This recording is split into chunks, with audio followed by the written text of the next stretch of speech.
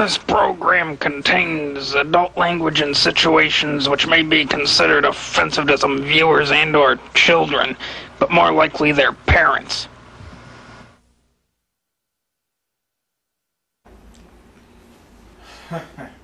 Alright, people, so something weird just happened. I was actually recording a video for about an hour now, and it ended up, the video ended up cutting out. It ran out of space on my camera because they had other videos on there. So I gotta redo this whole video. So here's what's going on, okay? There's a couple things I want to talk about.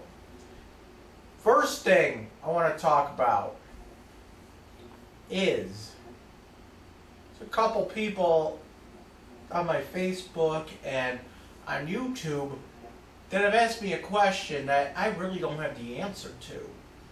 And this question is, how old is Gravy?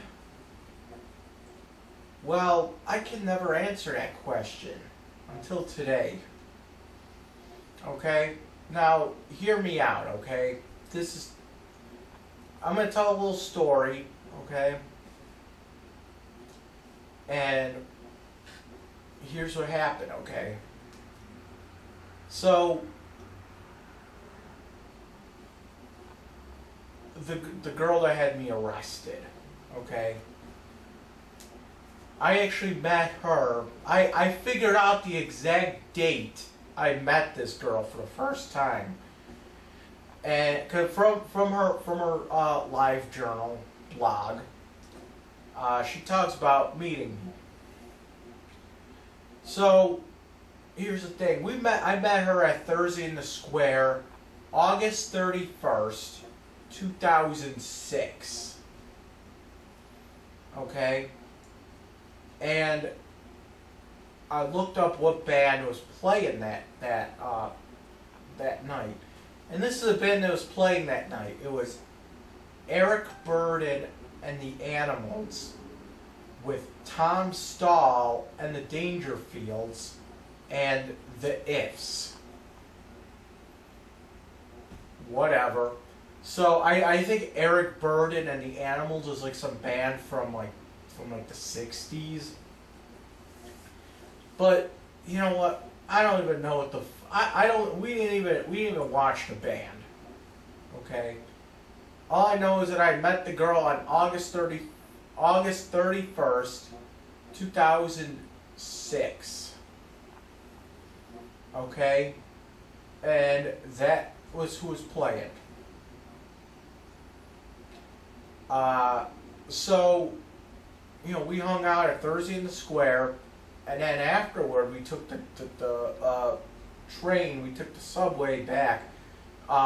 It was me, her, and one of her friends named, what's his fucking name? Joe Winter. And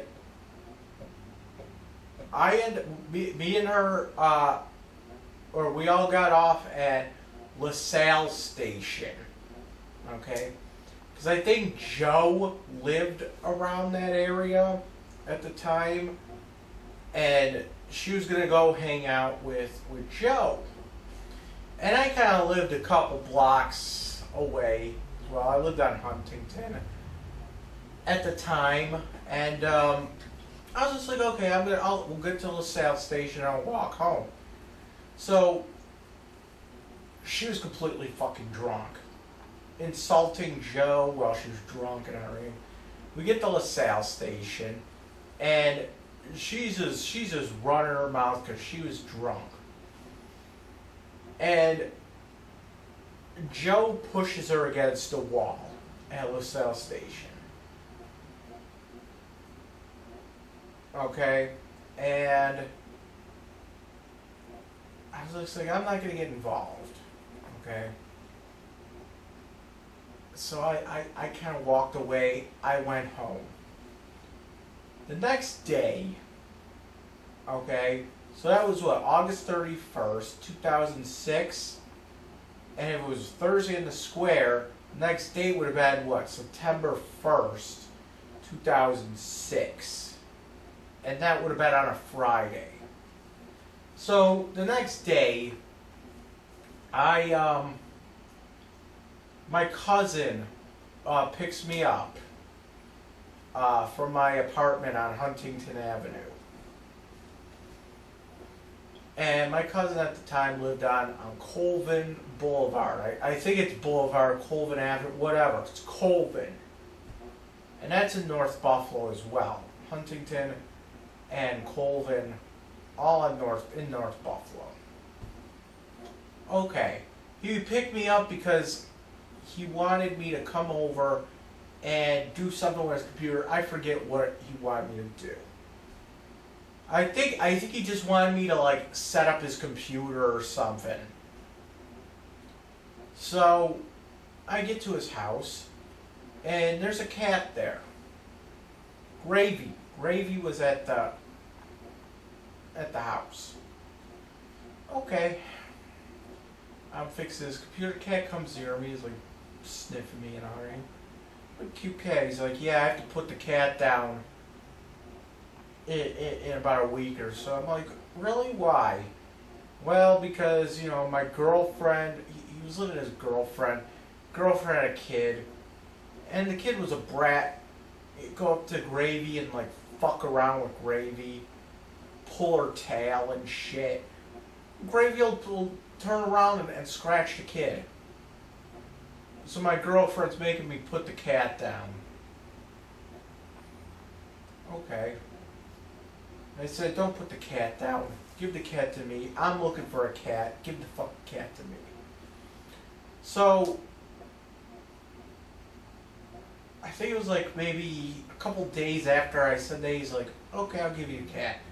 And he brings a cat over and everything. And,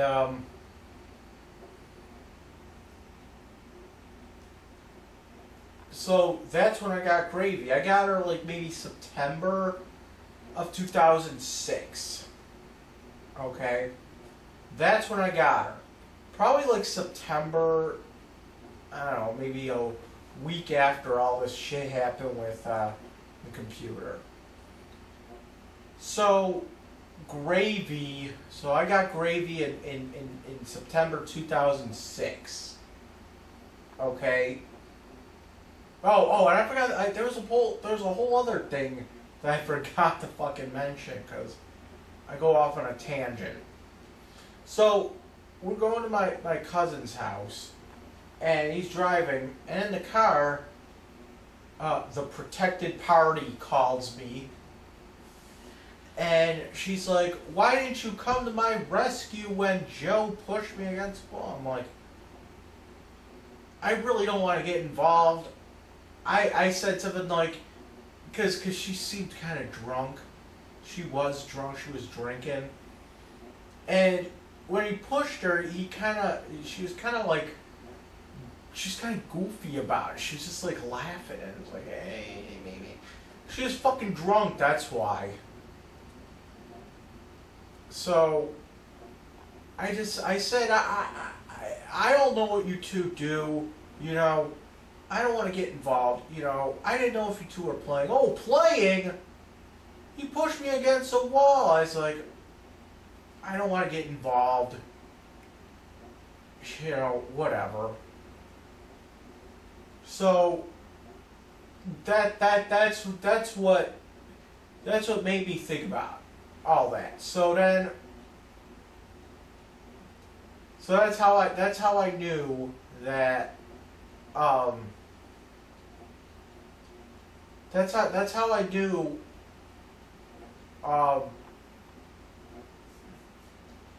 like when this all happened, because I went to my cousin's house, and my cousin also made a comment about it, like, who's that girl you're talking about? Is she cute? Blah, blah, blah. Like, shut the fuck up, yeah. And that's how I figure out dates and shit. So then I remembered the exact date. So the date I met the girl was on August 31st, 2006, which I think on a police report she said we met 12 years ago. It's a lie because we met, that would be 11 years ago, right? Not 12, 11. Or I don't have the thing right in front of me right now. She could have said 10, which is also a lie, but whatever. It's a ballpark figure. We met August 31st, 2006. That was the date that we met. Okay, now somehow I also feel that we met at another Thursday in the Square as well, like after that. I don't remember though. I seem to remember we met twice at a Thursday in the Square, and that August 31st one was the first time we've met. And then I seem to remember us going back and meeting again. I don't know. But that's what happened.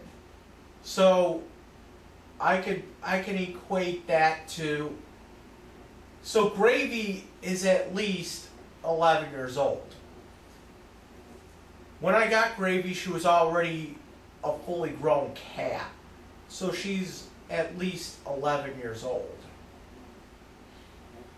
So that's some background for y'all.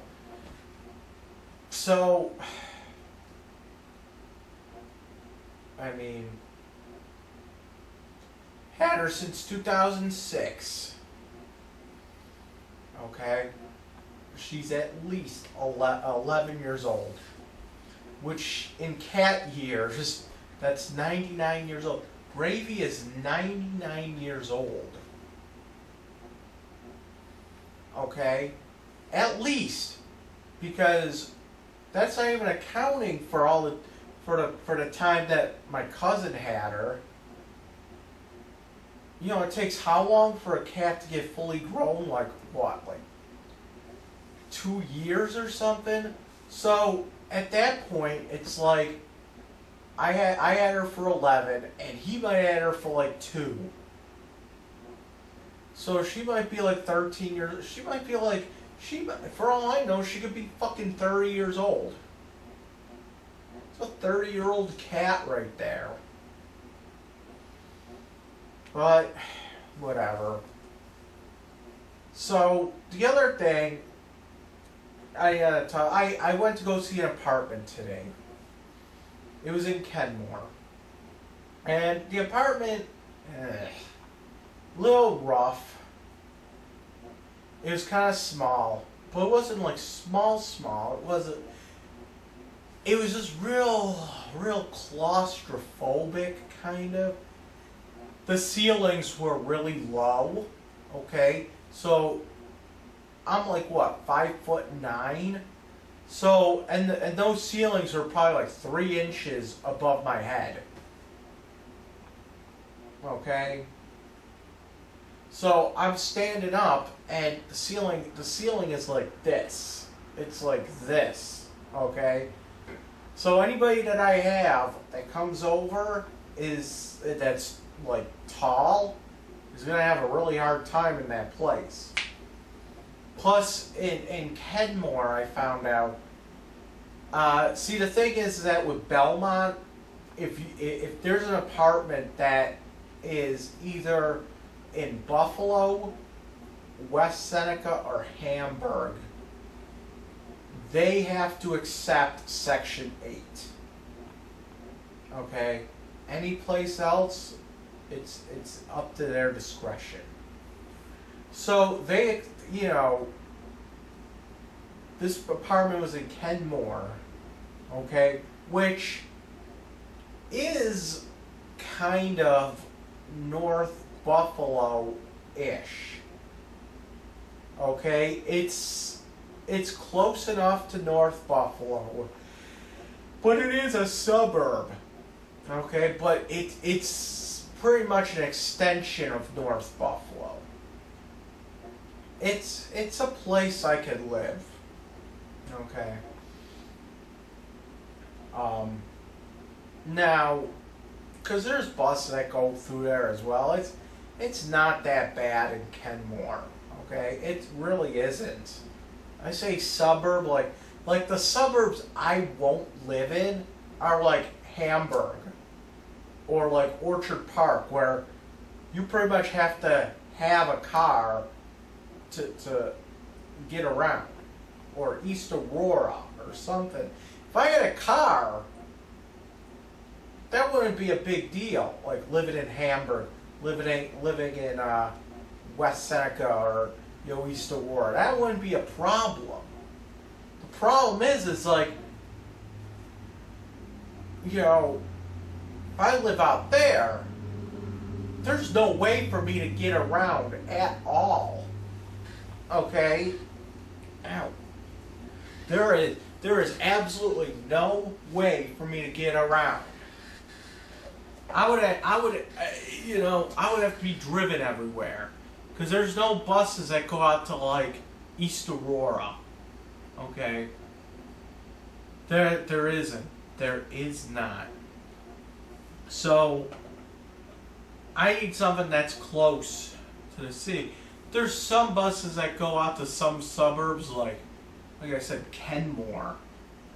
Kenmore is a good suburb. Tonawanda. I don't know if I want to be in Tonawanda. I mean, because of Barf living there. I mean, the problem with that is, I take a risk just going anywhere. I take a risk. Like, even if I lived in Tonawanda, it doesn't matter, because she could see me pretty much anywhere. It's like I could go to Niagara Falls and see her, because she goes to that casino still. See, that's the thing. So yeah, I mean, and this apartment didn't take Section 8, so whatever. Still on the hunt. But there's another thing I want to talk about, and I'm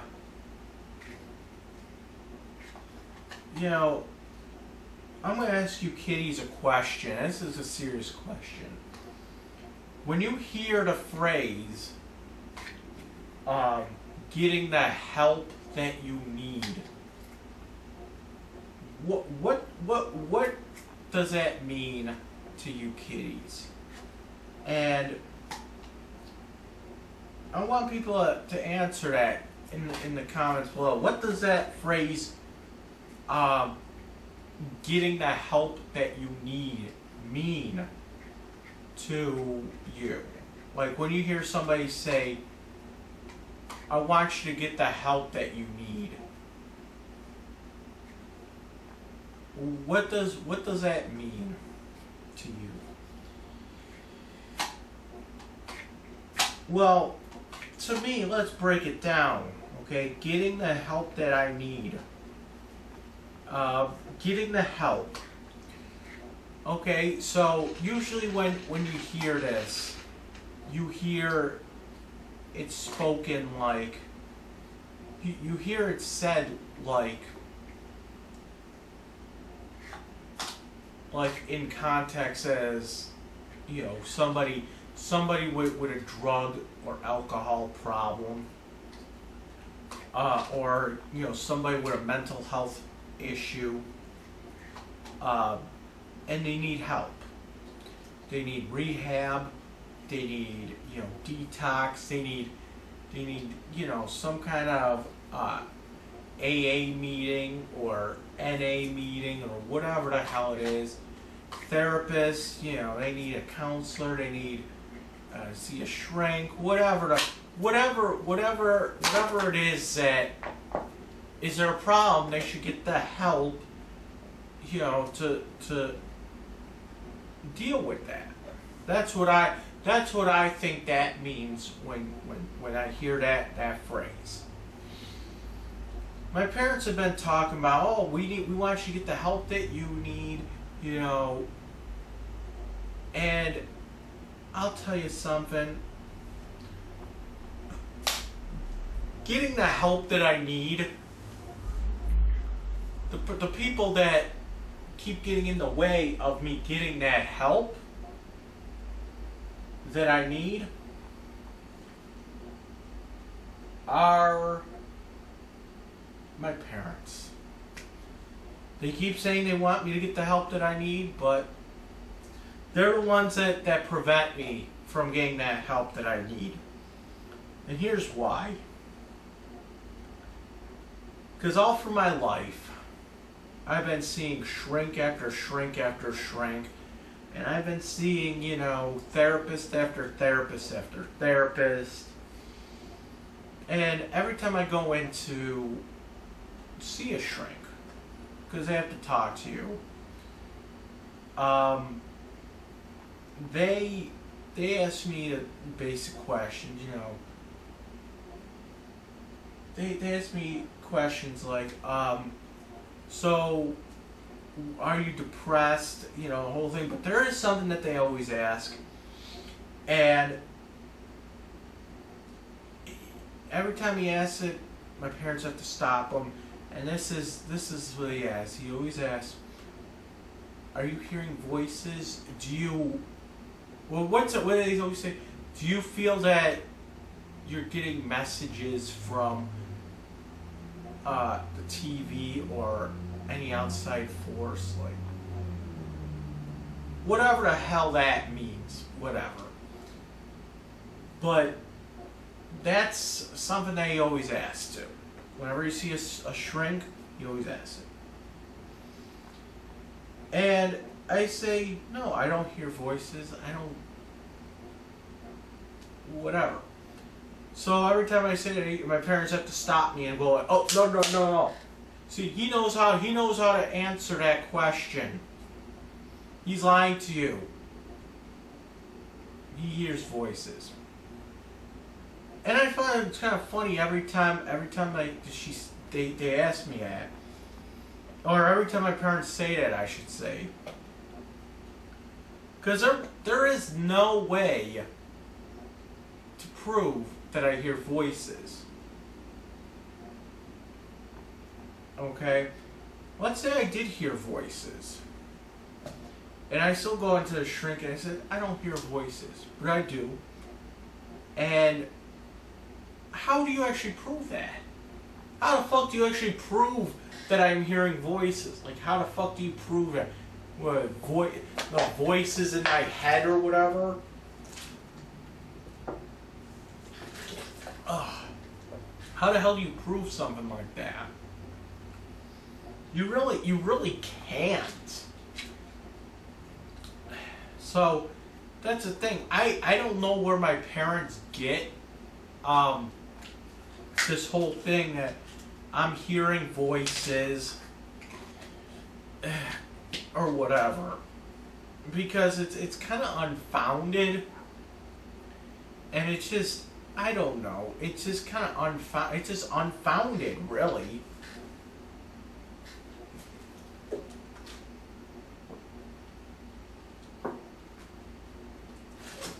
It's like, it's just something that they like to say. And then you have to think about my dad sitting there saying, oh, you're schizophrenic, or something like that. And there's no evidence about that. But because they keep saying it and saying it and saying it, psychiatrists believe this. They'll believe what they say, what my parents say, even, and that's a problem because, that's actually kind of a problem because with saying all that, it's just something that they like to say. It's like, let me tell you a little story, okay? And this will put everything into perspective here. So, right before I moved out of my parents' house, probably like a week before or something like that, I had a job. I was still living with my parents. I had a job. It was probably like 2003 or something. And I had a job. I was actually working a data entry job. It was at a place, it was actually downtown at a place called utilityaccounts.com. And that job, man, that was a great fucking job. But unfortunately, the company, it wasn't my fault I lost the job. Company went under. It was one of those things. I mean, it was a great fucking job. Part-time, so whatever. It was a great job. Okay? So, I had the job. It paid good. You know, part-time. You know, downtown. I don't have to go to some crazy fucking suburb to get out there. You know, it was a great job. It was probably one of my favorite jobs. Unfortunately, the company went under. And not my fault that I lost the job. But, hi Gravy. Now move. Move. So, I had a job, and it was like the one time one day I got paid, and I bought like a Lord of the Rings DVD or something off of eBay. I bought a Lord of the Rings DVD, I think it was. I bought something off of eBay, and I ended up, this was back when eBay allowed you to pay for items with a money order. You mail the money order, and you get the goods. You know what I'm saying? So they what was it? I bought something on eBay, and I had the address to send the money order. I had the address on the screen, on the computer screen, and you know, this was when like I said, I was still living with my parents, and I was using their computer to do it. So I kept the address on the screen. Okay, and I left the house. I went to what is it? Wilson Farms. I went to Wilson Farms because that was what it was before it became a 7-Eleven. And I went to go get a money order. I left the address up on the screen. So I get back home, and my mom was on the computer. And she saw that I bought something on eBay, and I said, "Hey, listen, I need to get on the computer. I need an address." I had it up there, and she looked at me and said, "You just stole from me to buy this, didn't you?" I'm like, "No, it was my money from work." She's like, I found money missing. And I really didn't even steal that day, but whatever.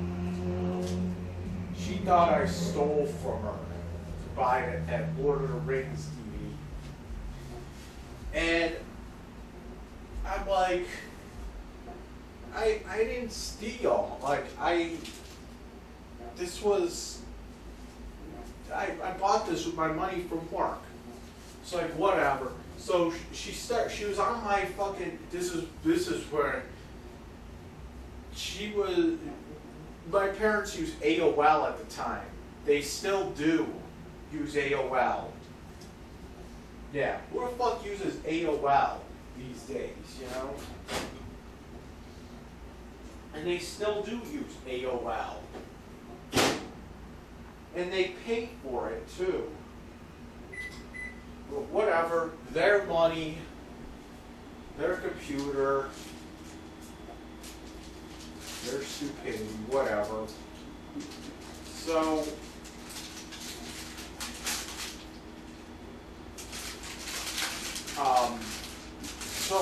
what happened was that she was grilling me about the fucking stealing, and it's like, I didn't even steal. So where'd you get the money from then? I said, from work. She's like, well, she was like giving me fucking bullshit. She was like, well, you know, what happened? I think what happened was, I think I cashed my check at like a Tops or something.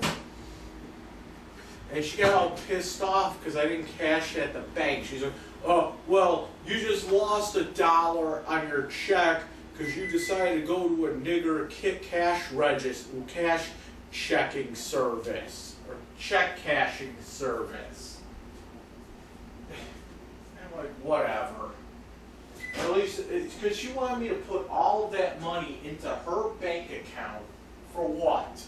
So that she could spend it on cigarettes and casino night?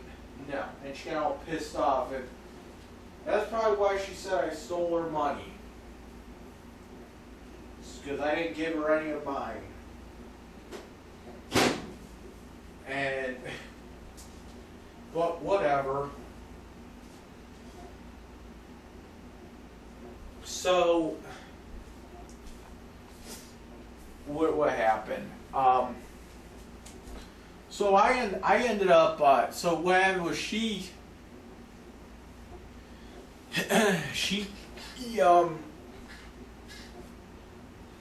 on AOL, right? And she's on my AOL name. And she's over like, oh, look at this. Why you sending? I think she was like reading like my AIM messages to Eugene. I think I was like bitching to Eugene about her or something one day. And she was reading them out loud. I was like, get off of there. It's like, you know, why are you telling everyone this and that and this and that? I'm like, shut the fuck up. So I ended up going around the back of her to where like the tower was, and I held the button in, and my mom thought that I was attacking her.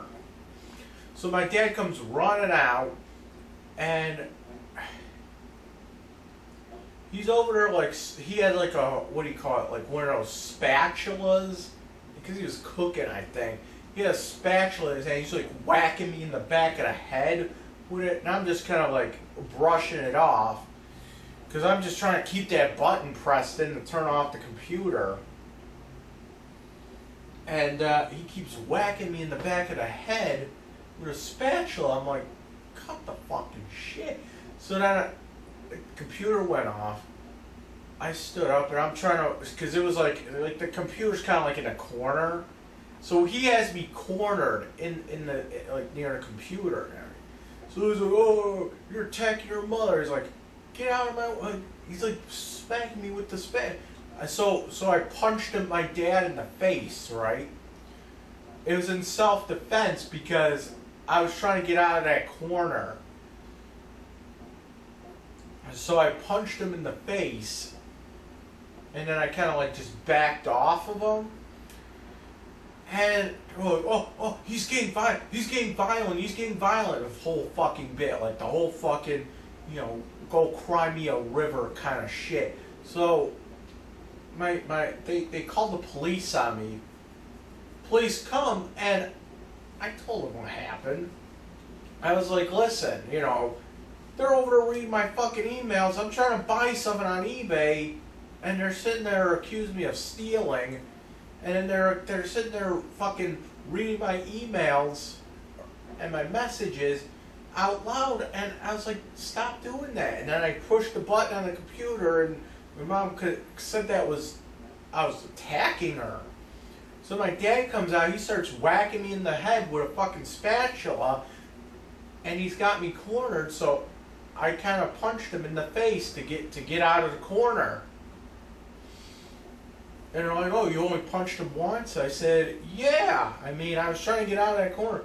Self-defense, man. You know, you could do that. You could punch your father because you're trying to get out of that fucking corner. See, this is what people don't get. Okay? Self-defense doesn't mean, oh, you hit me, so now I get to hit you back. No, self-defense is like if somebody grabs you, let's say, and let's say somebody grabs you, you punch them with the other hand, right? Punch them in the face so that they let go. Hopefully they let go. And then you run. You don't just sit there and pound somebody into the ground because they touched you. That's not self. That becomes assault then. But if somebody grabs me, you punch them in the face and then you get away. That's self-defense. You know?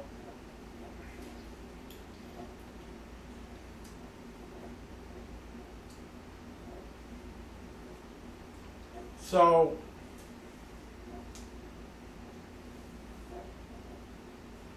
excuse me, that's exactly what I did to my dad. I punched him in the face to get out of that corner because he was cornering me. He was right up on me, he was cornering me, and so I punched him. I didn't keep wailing on him and, you know, whatever. I punched him, I tried to get away.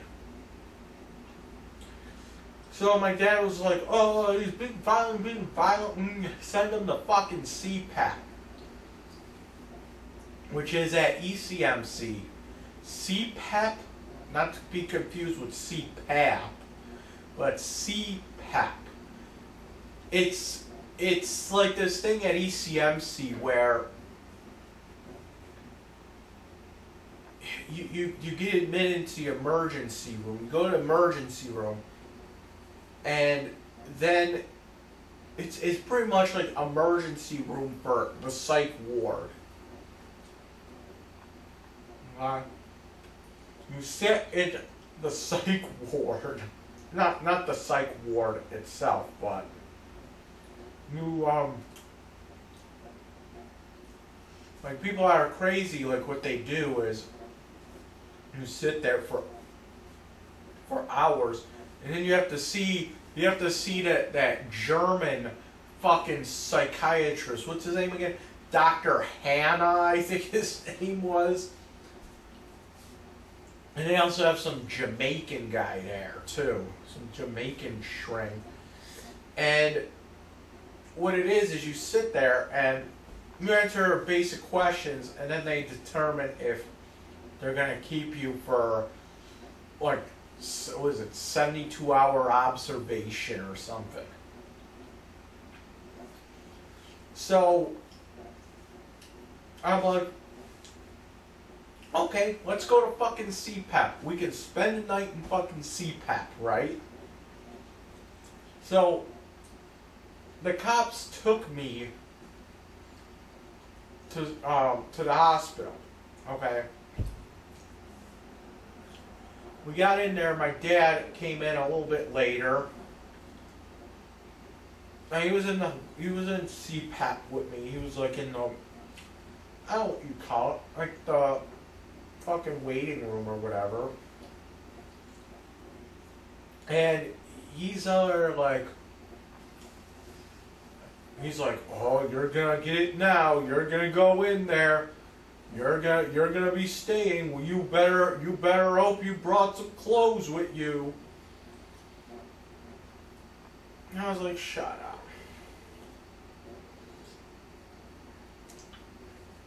And he's like, I'm gonna tell him everything. I'll make up stuff if I have to, but they're gonna take you. I'm like, yeah. So they I get called back, saw the fucking the shrink, and got asked 21 questions.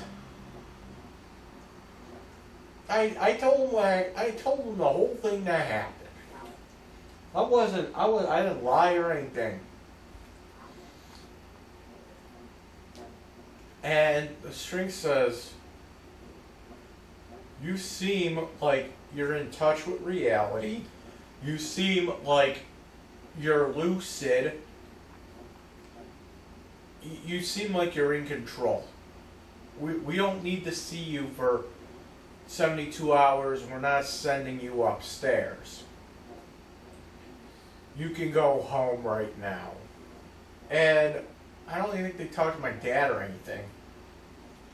But, you know,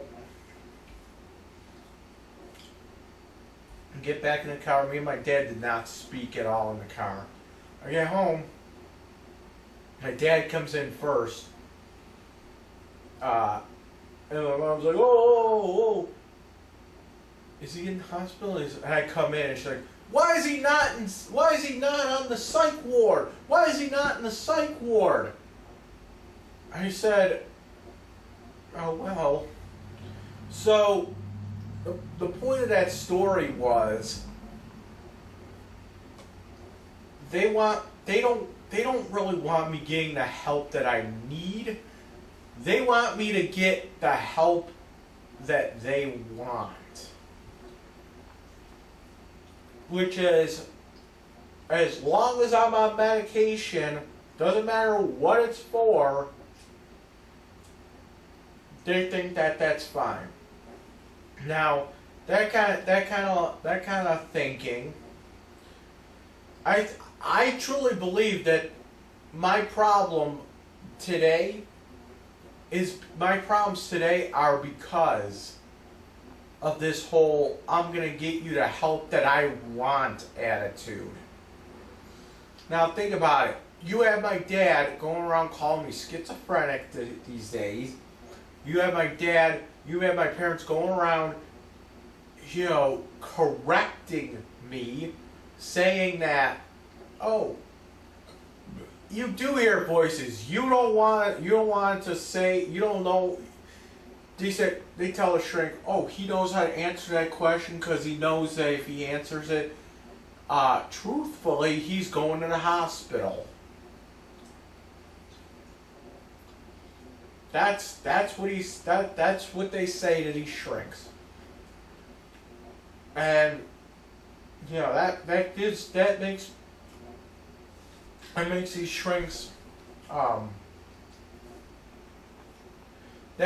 shrinks misdiagnose me.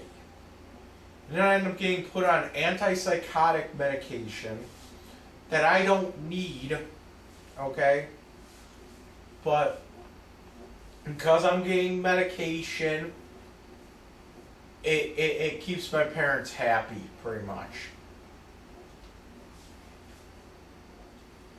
Now, as long as he's on some kind of medication, that's all that counts. It doesn't have to be the right medication.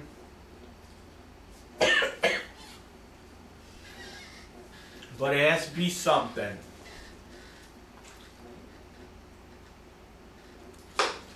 And, you know, and this kind of shit fucks up your life. Because think about it. I used to take a medication called Abilify. And Abilify is an antipsychotic. Okay? And Abilify, one of the side effects is you have a chance of getting diabetes from it. And before you say, oh, well, you didn't get diabetes from the Abilify, you got it from being fucking fat. Which, okay, it could happen, getting diabetes from being big. But think of it this way. I was also on another antipsychotic, Risperdal. And one of those side effects is that you gain a lot of fucking weight. Okay? So, you know, you could sit there and say, well, you know, you got diabetes from being fucking fat. And you can also say that I got it from the Abilify. But why was I fat in the first place? Oh, because of the Risperdal making me fat. And you can also argue that if I never got on Risperdal, because I used to be like really thin, believe it or not, until I started taking the Risperdal. And when I started taking that, you know, that's when I got big. And you can sit there and argue that if I was never on the Risperdal, would I still be thin to this day? And thus, would I get diabetes? You know what I'm saying? So, it's like, okay, you can sit there and say that I got diabetes from being fat, but then you have to like look into it a little bit deeper and say he got fat from being on the Risperdal. And if I didn't have my parents trying to misdiagnose me and whatever, I wouldn't have been on the Risperdal. I wouldn't have gotten fat. So that's something you gotta think about. Now, because let's think about this. It's important to give an accurate diagnosis with these shrinks, because they can put you on something that you don't fucking need. And if my parents are getting, oh no, he hears what, like, first of all, how does one prove that I hear voices? You know? Like, let's say I actually did hear voices. I have voices in my head or whatever the hell people say. And I still went to the doctor and I said, I don't hear voices. But I lied to him. How the hell does he know that I don't hear voices? He really can't. But, I mean, I guess it's something that you have to be honest with, right? And let me get this on the record that I actually do not hear voices. You know. But sitting there, my parents saying, oh, no, he hears voices, he just doesn't want to admit it because it's going to get him in the hospital.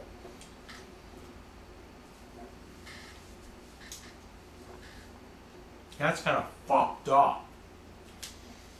It's not about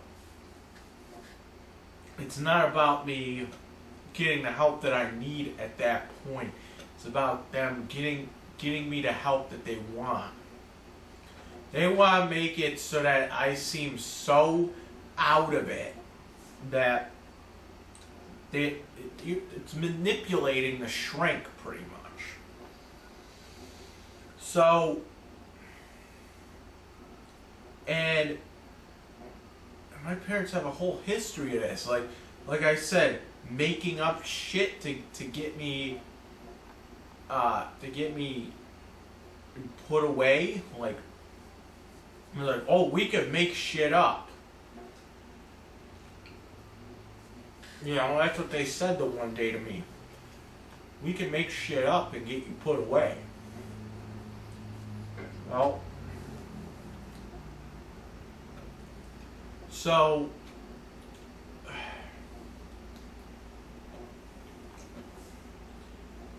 and that's a problem. Because at that point, it's not about getting me the help that I need. It's about getting me the help that they want. You know, it's like this.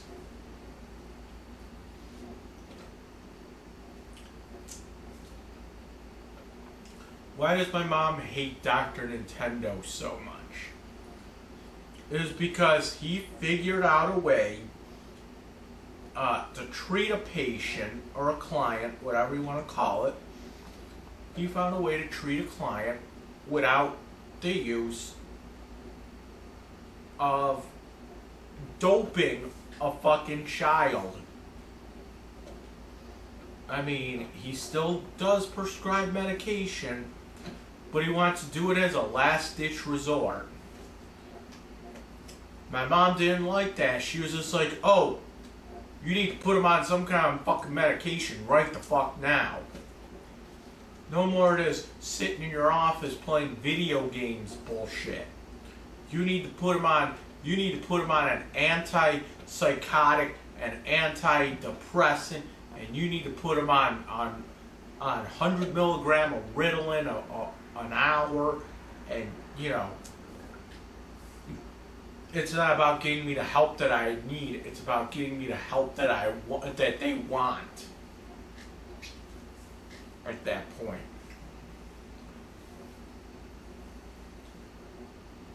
So, and I'm gonna say it. The people that are the people that hold me back from getting the help that I need are my parents, even though they say they want that. And I'm one of those people that back shit up with facts. So, and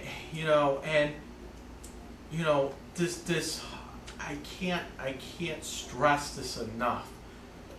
With them lying and just everything else, like they feel like they have to get involved in every little thing.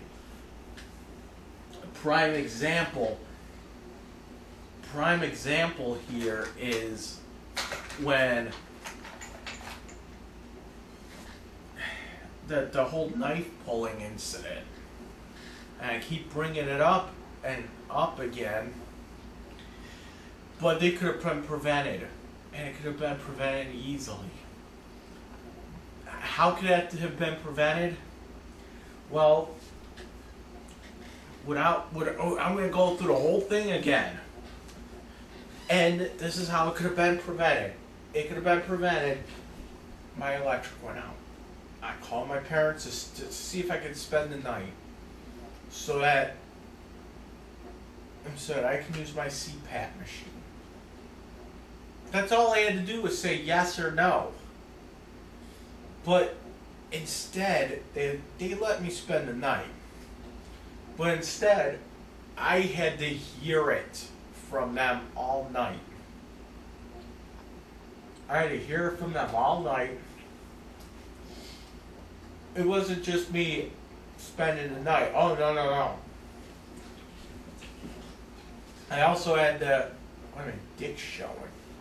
I also had to hear it from them and had to hear, oh, well, this should have been taken care of months ago. You know, you're lazy, you're this, you're that. You know, now we have to do your work. And, you know, so instead of them just, like, letting me spend the night, no, they had to take it upon themselves and just do. They couldn't have just let me spend the night and let me deal with it in the morning. No, they had to get involved. They had to add more fucking stress to the situation than what was needed. Because let me tell you something here. when you people get involved, it does nothing but add more stress. Because now I'm not just working with myself. I'm working now. I have to work with you. I have to work with Dad. I have to work with everybody involved. Okay? The more people you add onto it, the more complicated shit gets. And I'm the kind of person that likes to make things simple for myself. Okay? Even if it means I'm doing everything myself, at least I know what I gotta do. You know? It's like I had no problem going down and faxing more shit to the electric company. Okay, I had no problem doing that.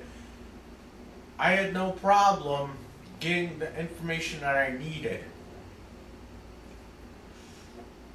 But what I do have a problem with is when everybody's going nuts and everybody's, just going fucking nutty, and you got somebody doing this and this and this and this, and you have to listen to two people fucking screaming on either side, and you have to concentrate on them screaming, and then the radio and the fucking TV, and you have to listen on the fucking phone. I can't do that. It's just easier for me to do everything myself. It really is. Because like I said, once you start adding more people into the chaos, it just becomes even more chaotic.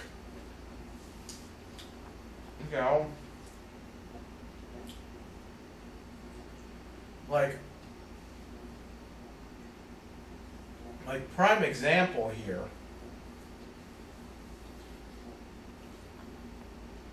Delaware apartment.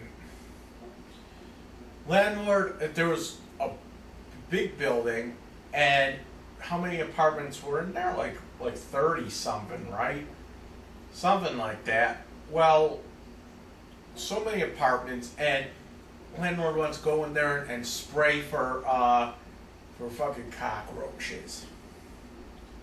But he can't do that because some people in there have pets.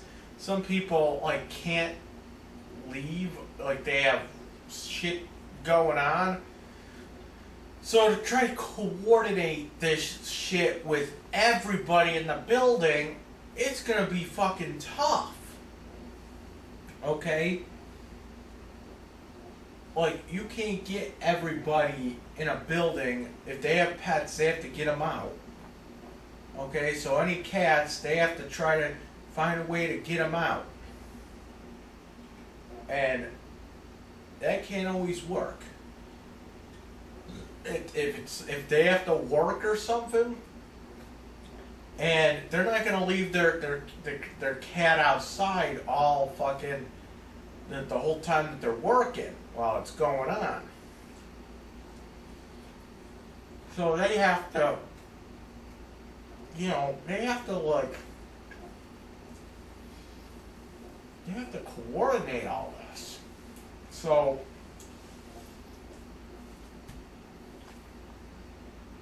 that's a problem.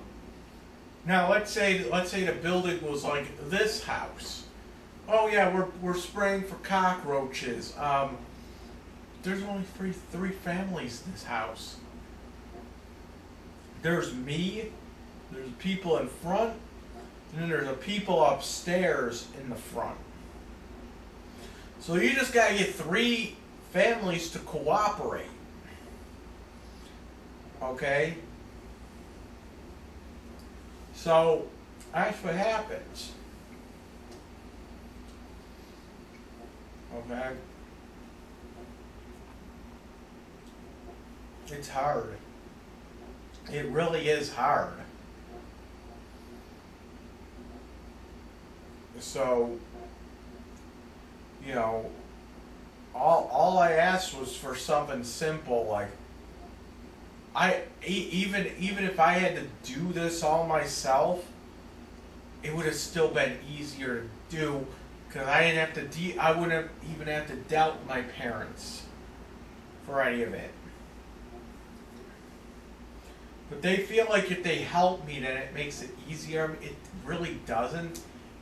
Like, I'll give you another example. So, sometimes when I'm over there, like, I'll misplace something, like my wallet or something. Okay, for example.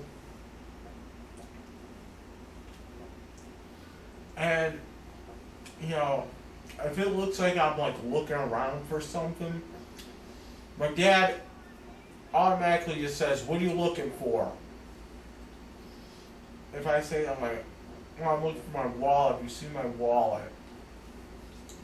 And I just say, "Oh, I haven't seen your wallet."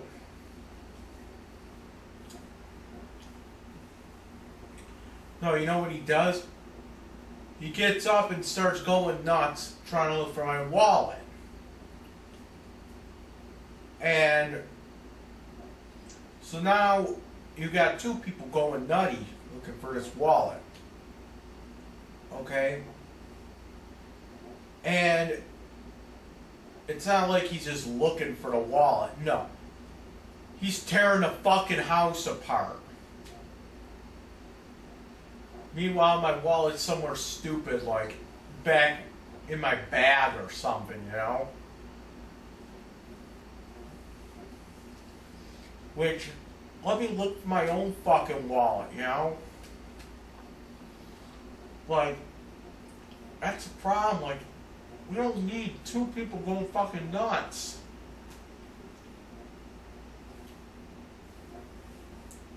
He's over there, like, making insult. "Oh, if you kept your shit together." Oh, like, I don't fucking need this.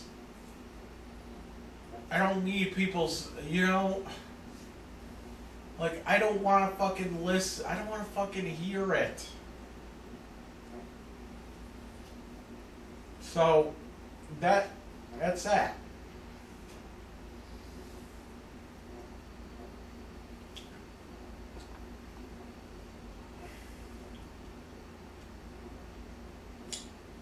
And it's like, it got to the point where he sees me looking around for something. He says, "What are you looking for?" "Ah, nothing."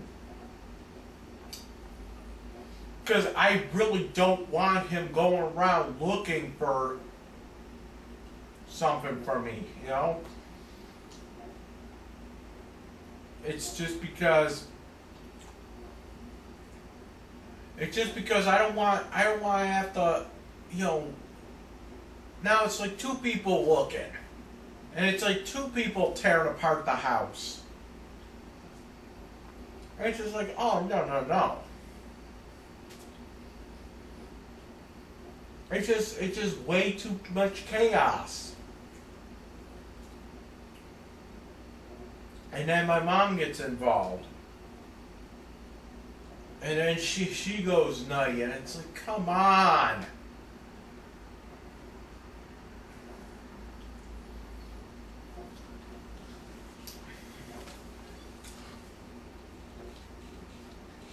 Like,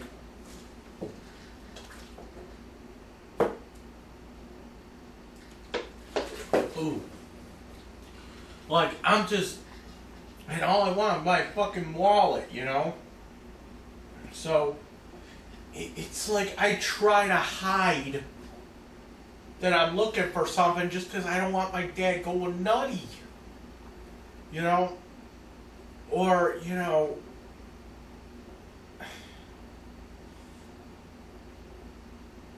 it's like I just don't want the fucking trouble. It's like all throughout school, when I was in school, I didn't want, I actually dreaded, like, really dreaded, you know, doing a group project because it was like, oh come on, I have to rely on somebody else to do, you know. I mean, I have to like. It was just no. It's like I get shit done better if I just do it myself. That's the way I think. That's my way of thinking. It's like it's easier just to do something myself, you know. And I think a lot of that comes also from, well, if a lot of that shit comes from like me saying, you know, if we have to do a group project, let's say I got like 3 people in a group, we're all doing a project. We're getting graded as a group, okay? So if I'm the one that's doing the most work and no one else doing the thing, no one else is doing the project, they're getting rewarded even though they didn't do any fucking work. And it goes in reverse too. Like, let's say, you know, the thing turned like shit because no one else wanted to do the work, and I'm over there pulling everything over here to get this done, and you know, the reason that I got a low grade is because of somebody else's mistakes. Like, I always saw that shit when I was at JCPenney's, and this is where I really like. This is what I'm talking about here. So I'm at JCPenney's. I'm working at JCPenney's. I'm cleaning JCPenney's, and it was me and another guy, and the other guy used to slack off. Okay, now I would go and do what I had to do, and the other guy would slack off. But since what he was doing doesn't get done, it falls on me. And now I'm doing like the work of 2 people. Okay? And if that doesn't get done, then I get fucking written up. You know? And it's like, if I'm gonna get written up, I'd rather it be my fault that I got written up instead of, you know, something that somebody else didn't do that they were supposed to, and everyone get written up. You see what I'm saying? You see what I'm saying here? I'm like, I'd rather get in trouble for something that I actually did than to get in trouble for, you know, like then have like a whole group get punished and then I get written up as well. You see what I'm saying here? I don't want to get in trouble for anyone else's mistakes but mine. And that's my mentality. So it's like I'd rather just take on the extra responsibility and not get it done, and then have the because I'm gonna get, you know, I'm gonna get in trouble anyway. I might as well make it my problem. I don't know if I'm saying it right, but yeah.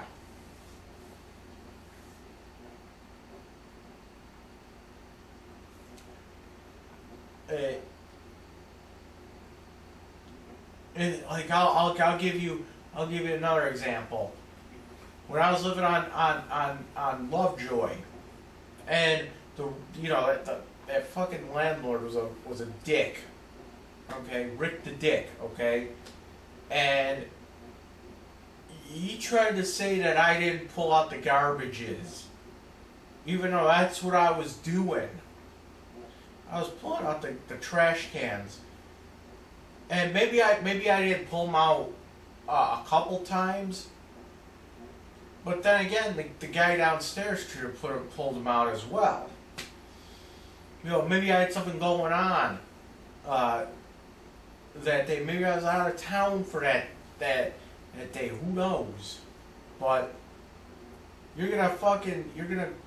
I'm pulling out the garbages like 90% of the time, and then you're gonna fucking go after me because I didn't pull it out that one time, and that the other guy downstairs had to pull them out. Well, if they're not being pulled out by me, then they're not being pulled out by him either. See what I'm saying? And that's what I don't like. So I just said, fuck it, I'll pull them out all the fucking time. That way I know that it's getting done. Does this make sense? That's pretty much my the way that I think. You know, that's the way that I think. Let me do extra work just so that I know that it gets done. You know?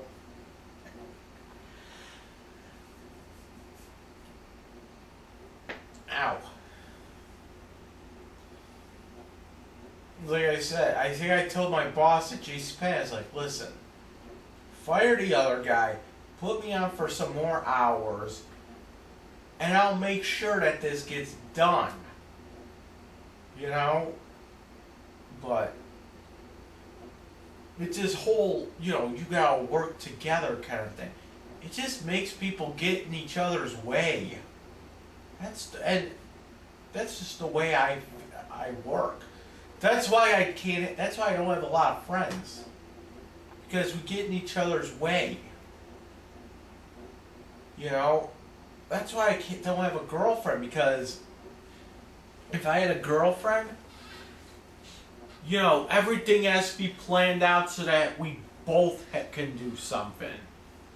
You know, as opposed to, oh, you can't go out to eat because it's not with me, or whatever. You know, like I said, with Bologna Arm, it was always about the girlfriend.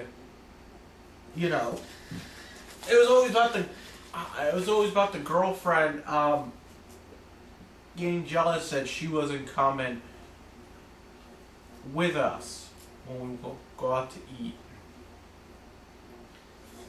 You know,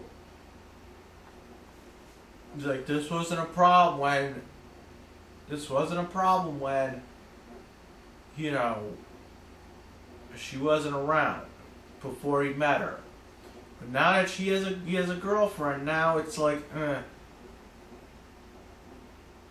know, I don't know if I can do this with you because I don't know what my girlfriend's doing.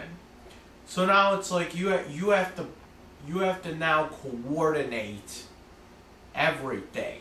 You know, and it's a pain in the fucking ass. So I don't know. I don't even know if I really want a girlfriend. Even though my shrink says, oh, you need a girlfriend, and that makes it so that it's now a court order for me to get a girlfriend.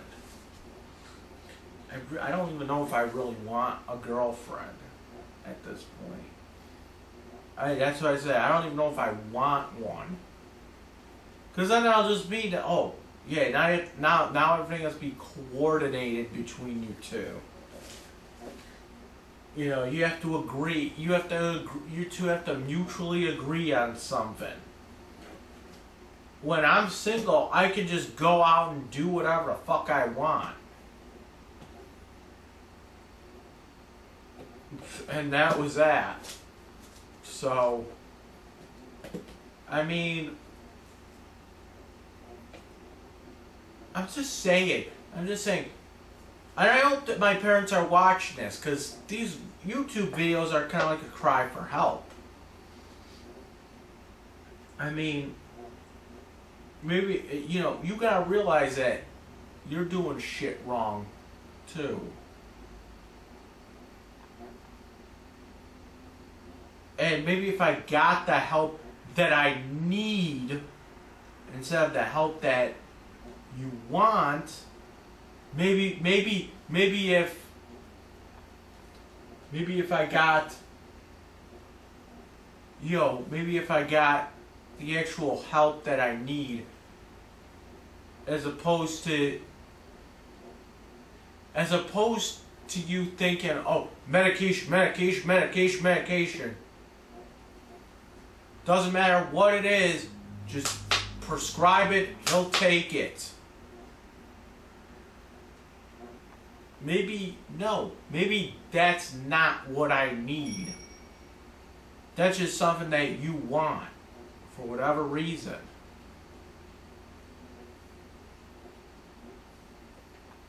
Maybe you should actually listen to what your son has to say, instead of saying, oh, no, he knows how to answer that, because he knows if he answers that a certain way, you know, that can be consequences for him. Maybe you should stop thinking that, and maybe actually sit down and listen to your son, instead of thinking you know everything. You know, every time I go to a psychiatrist, every time I go to Dr. Nintendo, he says that I'm in touch with reality. And he should know he's a professional. And Dr. Nintendo actually, I'll tell you what, Dr. Nintendo actually said to me, hey, how would you like if your mother came in for a session? And you know what I told him? I said, yeah, that would be fine, but because of the court order, I can't talk to her. It would be like this. It's like when I got arrested, I got a restraining order, okay? And the only time I could be around the people that have the restraining order on me was like at court or something. That's like the same thing here. I can be around my mom in the shrink's office, in Dr. Nintendo's office, because that's like court. You know, you know what I'm saying. But it's like I cannot travel with her. Like I can't, like, if she agreed, because I gave him her number, and he said, oh, I'll try to get into contact with her, with your mom. So I gave him her number, and I said, well, if you're gonna do that, just know that I'm not gonna be coming with her. I'll come on the bus, and then she can meet me here, but I'm not going home with her. I'll take the bus back home, because I cannot be around her outside of the counseling session. Okay? But I just said, listen, you know, if you want to do that, that's fine, but I mean, there's some things we gotta talk about, me and my mom. Like, I'm just tired of the lies. Like, I think I got my mom figured out here. I think my mom has Munchausen syndrome. Okay? And I think she's trying to give me Munchausen syndrome as well. Like, let's say I say, Oh, I don't hear voices. Oh, yes, you do. That kind of shit. Where it's like you're trying to get me diagnosed with something that I obviously don't have. Or when you lie about something. Because what you know what Munchausen syndrome is? It's when you make up an illness for attention, pretty much. What the fuck's going on here? More. Okay. More fucking friend requests.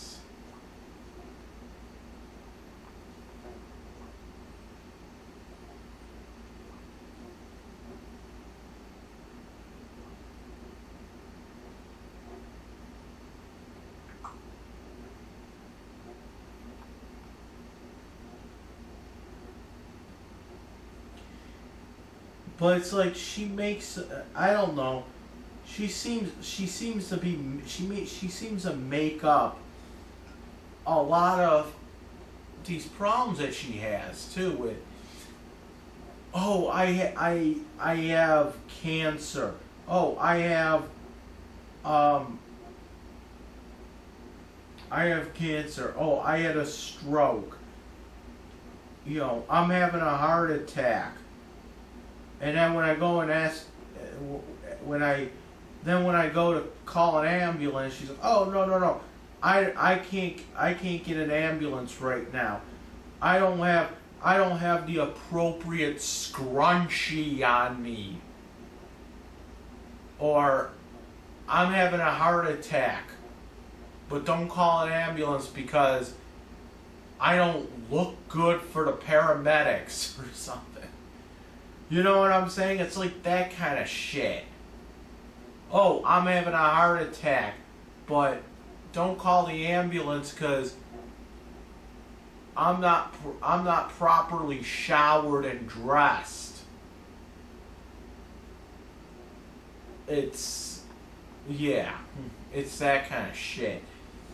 Or I'm having a stroke. It's like, I'm having a stroke, but don't call the ambulance on me because I don't want to hear sirens or something. Alright, then you can just sit here and die while you have your fucking stroke. You know, it's that kind of shit. It's like, oh, I'm having a fucking heart attack. Well, we got called fucking ambulance. Oh, no. I just said that to make you feel, to make myself feel better. So that you have sympathy for me. That's Munchausen syndrome. But, you know, everything's about, oh, give me sympathy. I'm in fucking pain. You know? Wow. Kind of funny you're never in pain when you're in fucking Florida now, is it? Well, it's because your father puts me in the pain. Jeez. You're never in fucking pain when you're in the fucking casino in that fucking chair for fucking 32 hours straight. You know, you don't seem to care about germs when you're sitting in that casino chair in somebody else's piss, shit, and fucking vomit and cum for 32 hours straight. No. It's only when you go to take a drink of pop, you have to put it into another glass, or you have to have a straw. You have to pop open the can, and then you have to like turn the fucking tab so that you put the straw through the hole in the tab into the can, because you're afraid rats go across it when when it's in the factory. You think it's that's disgusting, but sitting on sitting on somebody else's cum. That's you're sitting with your pussy right on somebody else's cum. I'm surprised I don't have 10 brothers by now from that. You know what I'm saying? I'm surprised I don't have 10 brothers from like 15 different fathers. You see what I'm saying? But it's like I'm just tired of it. I'm tired of the lies. I'm tired of everything.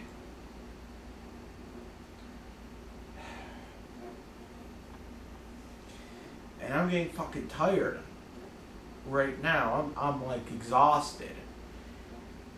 Oh my god. So I'm gonna turn this off, so I can go fucking sleep.